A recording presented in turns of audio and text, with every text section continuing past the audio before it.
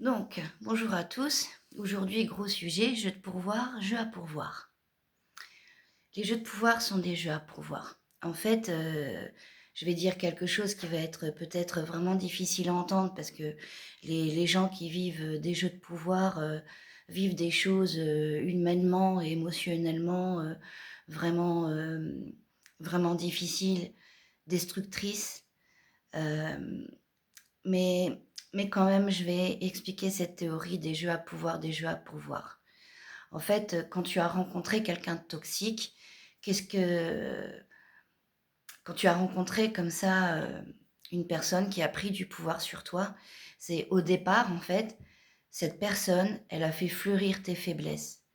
Partout où tu as été dans ta vie, où tu n'avais pas osé faire ceci, faire cela, où tu n'avais pas osé parler, ou osé t'investir dans des choses, en fait, cette personne que tu as rencontrée, elle va t'aider à fleurir, en fait, la personne que tu es et qui, quelque part, au fond, cette personne que tu es regrette de ne pas être vue. Il y a un côté comme ça en toi que tu portes où tu ne te sens pas vu, pas entendu, où tu te sens peut-être invisible, où tu te sens peut-être pas reconnu. Et, et ce qui se passe de très, très fort, c'est que quand tu rencontres une personne comme ça, cette personne-là, elle va faire apparaître tout ça. Donc au tout départ, tu vas comme ça vivre une pas une confiance en toi parce que tu l'avais déjà. Tu es déjà quelqu'un qui a confiance en toi, mais tu vas quand même vivre un épanouissement parce que quand même, dans ton coffre au trésor, de ce que tu n'oses pas, bah, ces choses-là, tu vas les oser, en fait. Et, et comment dire? C'est très difficile, même pour ton entourage. Ton entourage ne pourra pas voir que tu es avec une personne toxique parce qu'en fait, tu vas aller vraiment bien dans les débuts. Dans les débuts, tu vas être vraiment très épanoui. Voilà. Donc en fait, dans notre triangle de Karpman qu'on essaye de comprendre, c'est que tu es dans la position de la victime, donc on va dire victime de toi-même, hein, non pas victime de la vie, mais victime de toi-même dans le sens où toi-même, tu n'arrives pas à faire ceci ou à dire cela. Donc, en fait, tu vas avoir un sauveur. Et le sauveur, dans la vie de quelqu'un, n'est là que de passage. Le sauveur, le bon sauveur, on fera une autre vidéo hein, pour préciser ce qu'est un sauveur, mais le bon sauveur, c'est un lien bref et furtif qui passe dans ta vie et qui oui, va te faire propulser sur des choses. Voilà. Mais toi, tu vas vouloir garder le lien, ou alors justement la personne toxique va vouloir te garder, dans le coup, euh, il ne va pas pouvoir rester sauveur tout le temps. Et toi, tu ne vas pas pouvoir rester victime tout le temps, en fait. Donc, dans la durée du lien, vous allez commencer comme ça à tourner à coup l'un, à coup l'autre. D'ailleurs, il t'a sauvé sur des choses. Du coup, toi, tu vois ses faiblesses, tu veux le sauver sur d'autres. Tout le monde se fait sauveur, tout le monde se fait victime. Voilà. Et dans ce premier mouvement qui se passe, il y a, on va dire, toujours pas de dominance. C'est tout le monde se sauve, tout le monde se fait victime. Il y a une alternance et un échange, en fait, des forces et des faiblesses. Et ça, c'est nourrissant. On va trouver ça nourrissant, on va trouver ça dynamique, on va même trouver ça équilibré. D'accord? Et puis, si la relation dure, et c'est là où on passe à autre chose, c'est qu'en fait, quand tu as apporté ton aide à la personne qui est venue t'apporter la sienne, en fait, cette personne, elle le vit très mal. Elle va commencer à vivre très mal de s'être montrée faible, d'avoir montré une faiblesse. Elle va commencer à vivre très mal que tu observes des faiblesses chez elle. Je dis elle, la personne. Donc, cette personne va commencer à vivre vraiment très mal, en fait, que tu connaisses ses faiblesses et que tu les vois, et peut-être même au quotidien, et que tu vas même commencer à analyser des choses par rapport à ses faiblesses. Tu vas même commencer à voir que c'est quelqu'un qui met ses faiblesses de côté, ne veut pas reconnaître en fait ta parole et ton aide vis-à-vis de ces grandes faiblesses qu'il a lui aussi de perturbantes intérieurement. Parce que lui, en fait, cette personne, elle va préférer ne pas regarder ses faiblesses, puisque c'est quelqu'un qui se montre toujours fort, qui se présente dans la force, qui, c'est quelqu'un qui a un besoin de perfection, un besoin de reconnaissance tellement énorme que, de toute façon, il ne va pas supporter de te voir, de comprendre que tu observes ses faiblesses. Et c'est là qu'en fait, la personne va entamer un changement, un processus de dominance. C'est une personne qui va en fait de plus en plus prendre tes faiblesses et du coup les écraser. De plus en plus prendre tes forces et les écraser. Surtout tes forces. Donc dans tout dans ce que tu seras fort, en fait, cette personne va amener de la difficulté mentale, de la difficulté émotionnelle et ça va commencer à te couper les jambes, en fait. Donc jeu de pouvoir, jeu à pourvoir, c'est-à-dire qu'il y a des états dans lesquels tu es que tu aurais pu ou que tu pourrais observer chez toi. Là, j'ai mes forces qui commencent à s'affaiblir. Là, j'ai mes forces qui commencent à être attaquées. Qu'est-ce qui se passe? Je tombe dans des réflexions incontrôlables et épuisantes parce que qui ne me mènent à rien sur des choses qu'avant j'étais capable de faire complètement naturellement et que j'étais productive et forte dans ces schémas-là. Donc, s'observer, c'est intéressant parce que on observe qu'on a de moins en moins de force. On observe que les choses deviennent toutes de plus en plus compliquées à ce moment-là. Donc, c'est là où on explique à quel point, en fait, quand on dresse le profil de ces gens-là, c'est là qu'on comprend que ces gens-là se nourrissent de toi, en fait. Et puis pour garder leur mainmise, voilà, comme un marionnettiste sur ta vie, bah, l'échec est important. Parce que c'est l'échec qui va faire que tu vas avoir besoin d'aide, besoin de ressources, besoin de présence, besoin de sa présence. L'échec est important. Un parent pervers narcissique va... alors oui, il va pousser ses enfants, oui, passe ton bac d'abord, bon ça je ne sais pas, ça dépend des situations bien sûr, hein, mais va utiliser l'échec pour pouvoir garder ses enfants auprès de lui. Parce que un enfant qui va réussir dans la vie, réussir dans le sport, réussir dans les études, avoir ses diplômes, réussir sa vie professionnelle, va finir par, à un moment donné, le voir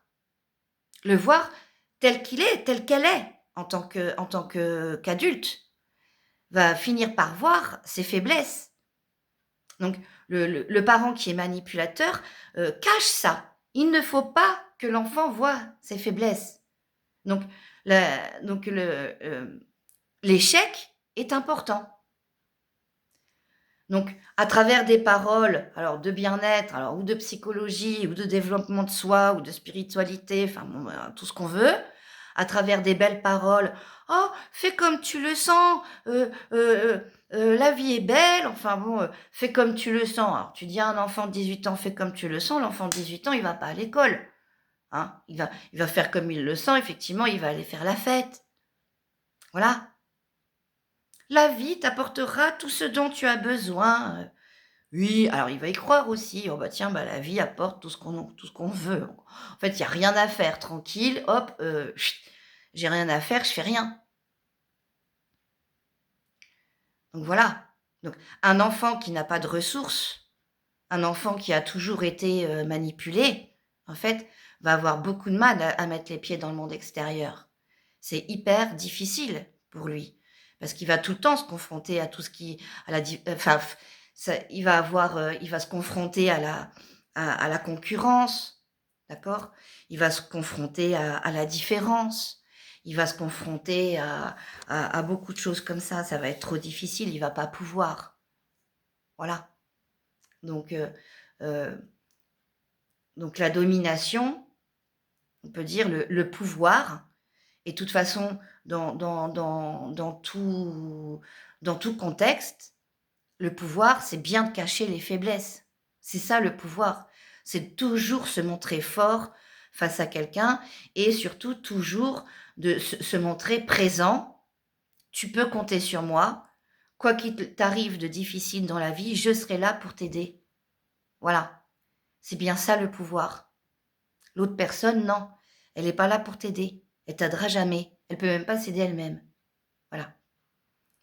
Donc petit à petit, comme ça, quand tu es dans des jeux de pouvoir, qu'est-ce qui va se passer? Il va se passer que tu vas éliminer ton entourage. Parce que cette personne, elle t'apporte tellement de présence que toi, il va s'installer un truc dans ta tête. Les gens qui ne m'apportent pas du soutien, les gens qui ne m'apportent pas d'aide, sont des mauvaises personnes pour moi. Et là, tu vas commencer à tout confondre en quelque sorte. Donc, tu vas couper des liens avec des gens, tu vas commencer à t'éloigner de ta famille, tu vas commencer à t'éloigner de tes amis, tu vas commencer à t'éloigner tout doucement, et petit à petit, tu vas rompre des liens comme ça. T'éloigner de ta fratrie, t'éloigner comme ça de beaucoup de choses, parce qu'en fait, ces gens-là ne t'apportent rien, donc tu vas commencer à être dans une vision des choses différente, peut-être même une exigence de ton entourage, puisque cette personne-là existe dans ma vie. Moi, dans ma vie, c'est ça que je veux. Je veux des gens qui m'écoutent tout le temps à chaque fois que je parle.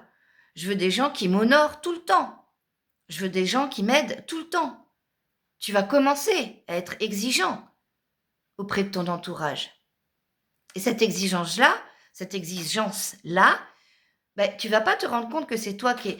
Enfin, tu vas même pas te rendre compte que tu es en train de te fermer aux gens, tu es en train de te reculer. Euh, le truc de les gens ont leur vie, les gens sont pas là que pour moi, les gens portent leur vie, les gens portent leur enfance, leur adolescence. En fait, tu n'auras plus de tolérance sur toutes ces choses-là. Tu vas commencer comme ça, à être exigeant. Que cette exigence-là, avant, tu ne l'avais pas.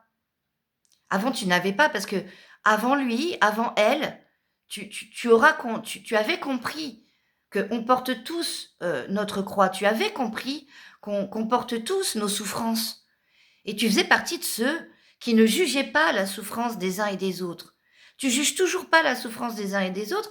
Par contre, tu vas commencer à exiger des uns et des autres qu'ils se comportent de telle façon avec toi, qu'ils se comportent en fait en toi pour valoriser ton ego. Donc tu as comme ça un ego naissant qui apparaît et tu ne t'en rends pas compte. Tu ne t'en rends pas compte. Peut-être si tu as des bons amis, tes amis ils vont te le dire. Tes amis ils vont te dire des phrases du oh bah tiens tu as changé. Oh bah quand même t'es devenu exigeant patati patata. Et toi, tu vas dire, bah, en fait, ils trouvent que j'ai changé, mais en fait, je vais bien. Mes amis ne m'acceptent plus comme quelqu'un qui va bien. Donc, en fait, mes amis sont des mauvaises personnes pour moi. Donc, c'est ça le côté pervers, c'est le côté à l'envers. Donc, que cette personne dominante dans ta vie va utiliser, mais va te mettre toi aussi dans la condition de la perversion. Et tout ça, aveuglément. Tu ne vas pas t'en rendre compte. Et puis tu vas comme ça cisailler ton entourage, cisailler ta vie sociale en fait. Et tu ne t'en rends pas compte parce que tu as toujours de quoi justifier de tes décisions, de tes coupures, de tes tranchements, de tes retranchements. Tu auras toujours de quoi justifier. Et la justification, c'est mon propre aller mieux. Et tu te rends pas compte que ton aller mieux et ton aller bien prend des bases, petit à petit, prend des bases sur un ego fort. Un ego s'installe en toi. C'est ce que fait cette personne, en fait. Le manipulateur doit installer un ego très fort chez toi pour bien manipuler quelqu'un et pour garder quelqu'un sous la main. Il faut être sûr que cette personne deviennent surpuissantes en ego. Surpuissantes en ego. Il y a eu une époque, en l'an 2000, fin 90, en l'an 2000, où il y avait beaucoup de psychologues. À cette époque-là, c'était vraiment la grande ère de la psychologie. Et les psychologues, on va dire, guidaient les gens guidaient les gens souffrants dans une prise d'ego. À l'époque, les discours étaient complètement à l'envers que ce qu'on a aujourd'hui. Bah, aujourd'hui, évidemment, 26 ans après, voilà, un quart de siècle après, ça a évolué. Mais fin 90, de 90 à, ben, oui, 90, 95 à 2000, c'était justement comment alimenter l'ego, avoir un ego. L'ego est important, comment l'alimenter, comment lui faire du bien. Donc c'était un bien-être qui passait par l'ego dans ces années-là.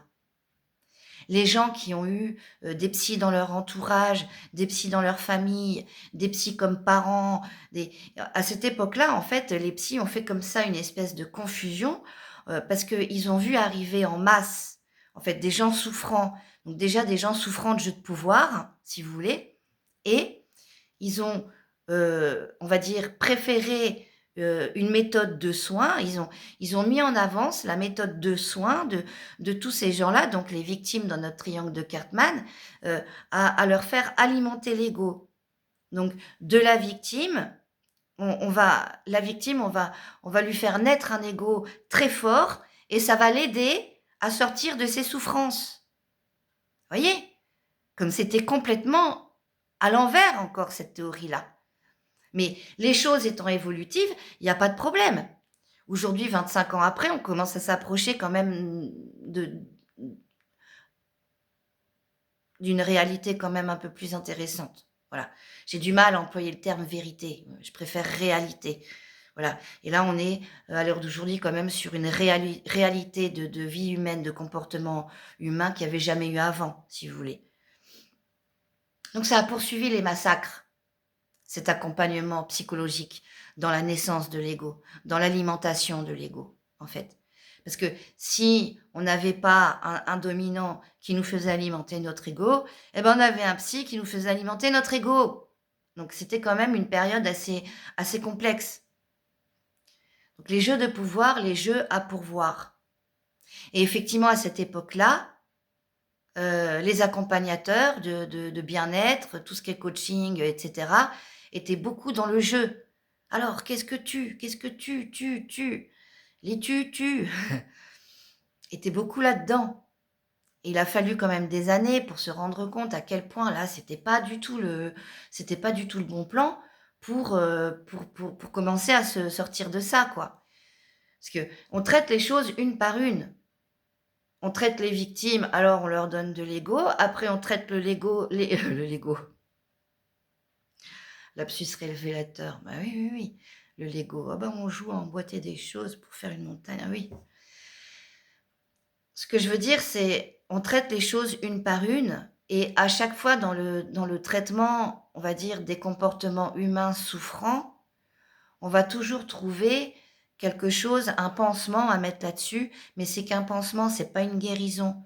Parce que pour guérir vraiment, l'étape, c'est de sortir des jeux de pouvoir. Tant qu'on est à l'intérieur des jeux de pouvoir, tant qu'on est dans cette triangulaire, tant qu'on est dans ce dynamisme toujours incessant à faire tout le temps, à tourner en boucle tout le temps, tout le temps, tout le temps, en fait, des solutions, il n'y en a pas. Et il n'y en aura jamais, que ce soit dans le développement personnel, que ce soit dans la psychologie, il n'y en aura jamais. Aujourd'hui, on a compris. Aujourd'hui, on sait très bien qu'il faut changer d'énergie. Il faut changer de dessin. C'est plus le triangle et on fait le tour du triangle, c'est plus ça. Chut, on sort. On sort. On change de dessin. On passe à la quantique. C'est comme le petit jeu des 9 petits points, là. Tu as 9 petits points. Et les 9 petits points, faut les relier sans lever le crayon. Eh ben, tu es obligé de sortir des 9 petits points. Ton esprit fait que tu vas rester dans les 9 petits points. Jamais on t'a dit qu'il fallait que tu restes comme ça. Jamais on t'a dit ça. On t'a juste dit ne lève pas le crayon. Et on pense pas tout de suite à emmener la courbe au loin. On n'y pense pas tout de suite à ça. Vous voyez? Donc, heu, aujourd'hui, on l'a adapté et aujourd'hui, on a compris qu'il faut sortir de cette triangulaire. Au lieu d'en faire le tour, on en fait le tour, c'est bien, tac, là, je suis à un point. De ce point-là, j'en sors. Je suis au point, par exemple, dominant, manipulateur, bourreau. J'en sors. Tac, je tourne. Là, je suis au point victime. J'en sors. Là, je suis au point sauveur. J'en sors. Maintenant, on a des techniques pour sortir, peu importe la place où tu es. Si tu comprends que tu es dans une place, si tu comprends que tu es dans des jeux de pouvoir, maintenant, tu utilises des techniques pour en sortir définitivement. Et quand t'en sors, après, il se passe encore autre chose. Ça, c'est pas parce que toi, tu sors de ça que toute ta vie va s'adapter tout de suite. Non, pas du tout. Pas du tout. On va dire, tu n'es plus acteur, tu n'es plus à l'intérieur du cercle, tu as arrêté de prendre ces rôles, un coup ci, un coup ça, un coup ci, un coup ça. Par contre, dans ta vie, tu vas devenir observateur. Bah oui, t'es sorti. T'es sorti. Qu'est-ce qui se passe quand on sort comme ça? Bah, on a un œil sur ce qui se passe, mais l'œil, il est en l'air. D'accord? Quand on sort, bah, ça s'appelle prendre du recul. Quand on sort du truc, d'accord? Bah, tu as une observation quand même différente. Donc, tu n'en es pas complètement sorti des jeux de pouvoir parce que tu te fais observateur. Parce que, on va dire, c'est encore dans ta vie. Pourquoi c'est encore dans ta vie? Parce que de toute façon, c'est partout et c'est tout le temps. Donc, tu dois observer ce qui se passe autour de toi pour comprendre à quel point il y en a partout. Et là, tu vas tomber dans une grosse psychose, en fait, hein, psychose sociale, une grosse psychose. Là, à ce moment-là, ça va devenir effrayant. On en reparlera dans d'autres vidéos. Mais là, ça va devenir effrayant parce que quand tu regardes avec cet autre œil, quand tu es sorti du truc, quand tu regardes avec cet autre œil, tu vois, il y en a partout, il y en a partout, il y en a partout. C'est une peur intense, en fait, qui te pète au visage, en fait. Parce qu'il y en a partout. C'est partout. C'est tout le temps. T'es sorti d'un univers de jeux de pouvoir, tu reconstruis ta vie, tu refais ta vie, tu retrouves des amis, boum, ils sont dans des jeux de pouvoir. L'ami sympa est une victime. L'ami sympa est un sauveur, attention. On me caresse dans le sens du poil, on va me demander quelque chose. Cet ami-là, ah bah oui, bah il est tellement sympa que forcément il a quelqu'un sur le dos, si tu regardes de près. Donc là, tu vas commencer quand même à tomber dans une psychose. Aujourd'hui, c'est quand même une psychose de masse où on est quand même nombreux à se rendre compte qu'il n'y a que ça et partout et tout le temps, en fait. Et là, ton esprit de tolérance va revenir. Bon, bah ça va, déjà là, ça fait plus partie de ma vie, c'est au cinéma. Et en fait, ça va déclencher le côté sauveur chez toi. Voilà. Hop là, magie opérant, t'es un peu à l'écart, magie opérant, c'est le sauveur qui va vouloir allez, reviens là, elle est trop bien, cette triangulaire, retourne en 3D, hop là, allez, reviens là. Parce qu'en fait, tu vas faire tolérance. Il y a un côté dans ta tête, tu vas te dire, je peux le faire. Je peux aider cette personne-là. Tu vas rencontrer d'autres dominants ou d'autres pervers, mais comme tu vas voir leur bonté, parce qu'ils en ont, bien sûr, euh, tu vas déclencher ton côté sauveur. Bon, bah, de toute façon, ça me touche pas personnellement. Maintenant, je m'en fous. Je construis ma vie, tout va bien dans ma vie. Bon, bah là, apparemment, c'est le spectacle. En plus, si jamais t'es spirituel, bon, bah, on accueille ce qui vient. Bah, j'accueille ce qui vient à moi. Alors, ok, donc tu prends l'expérience. Mais en fait, encore une fois, ça va t'épuiser. Bien sûr que ça va t'épuiser. Je suis capable de vivre ça. J'ai la force de vivre ça.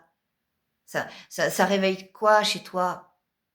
Ben, c'est encore le sauveur, le sauveur qui se dit sauver des gens, ce n'est pas facile, mais j'ai la force pour le faire, j'ai la théorie pour le faire, j'ai tout compris. L'ego est là. J'ai tout compris, je peux le faire. Donc voilà, les jeux de pouvoir sont des jeux à pourvoir, hein, bien sûr, que des jeux à pourvoir. Et donc dans les jeux de pouvoir, il y a tous les jeux que tu n'as pas vus, que tu n'as pas pris, que tu n'as pas exercé. Voilà. Donc je à pourvoir, je de pouvoir, je à pourvoir, bah, voilà pour aujourd'hui. Dans la prochaine vidéo, on parlera, de ton enfance parce qu'on tombe pas là-dedans gratuitement, en fait.